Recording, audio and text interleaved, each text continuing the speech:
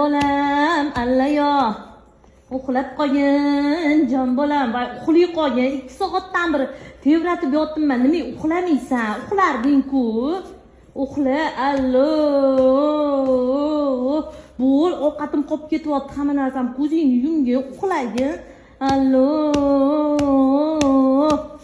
Hurmatli oyijonlar, agar farzandinglarni oyoqqa solib, shu holatda tervatsanglar, bolajonni miyasi u yoqdan bu yoqqa chayqalib, surunkali chayqalish hisoblanadi.